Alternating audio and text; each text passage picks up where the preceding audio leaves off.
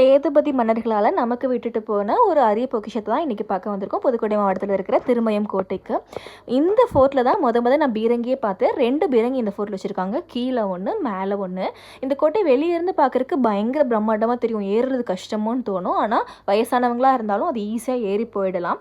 எனக்கு வந்துட்டு வெறுங்காலில் நடந்து போனால் பெட்டராக இருக்கும்னு தோணுச்சு. ஏன்னா நாங்கள் அதிகாலையில் வந்திருந்தோம். அதனால அம்மாவோட என் செப்பலெல்லாம் எடுத்துகிட்டு 2 பேருமே வெறுங்காலில் தான் நடந்தோம். அம்மாவுக்கு கொஞ்சம் கால்வலி இருக்குது, எனக்குமே நானாக உருவாக்கிட்டது எல்லாமே இருக்குது. ஆனாலும் எங்களுக்கு ஏறுறது ரொம்ப ஈஸியாக இருந்தது. இது பெரிய நம்ம எதிர்பார்த்த பொருள் கட்டிடக்கலைகள்லாம் இருக்காது. இது வந்துட்டு ஒரு போர்த்தளம் அதே மாதிரி தான் இருக்கும். இங்கே ஏதோ சொனை மாதிரி இருக்கும் போல். உள்ளே யாராவது விழுந்துடக்கூடாதுன்னு கம்பி வேலாம் பிடிச்சிருந்தாங்க. இந்த இடம் மட்டும் ஏறுறதுக்கு ரொம்ப கஷ்டம். அது கொஞ்சம் நம்ம ட்ரை பண்ணி ஏறிடலாம். கீழே இருந்த பீரங்கி விட மேலே இருக்கிற பீரங்கி ரொம்ப பெருசாக இருந்தது.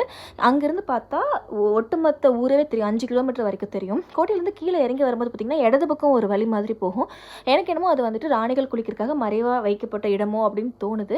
ஏன்னா உள்ளே போய் குளிச்சுட்டு உடைமாற்றுக்கான நிறைய ஒரு மலை சந்துகள் மாதிரி இருக்குது. இங்கே இருக்க இந்த ஸ்டெப்ஸில் மேலே போனால் நம்ம பெரிய சிவபெருமான் இருக்காரு. ஏறும்போது ஏறிட்டேன். இறங்கும்போது எனக்கு ரொம்ப பயமாக இருந்துச்சு. ஈஸியாக இறங்கி வந்துட முடியாது. அது கொஞ்சம் கால் நடுங்கும். இந்த வீடியோ பிடிச்சிருந்தா லைக் பண்ணிட்டு மறக்காமல் சப்ஸ்கிரைப் பண்ணுங்கள். நம்ம வேறு வீடியோஸில் பார்க்கலாம். தேங்க்யூ ஸோ மச் ஃபார் வாட்சிங்.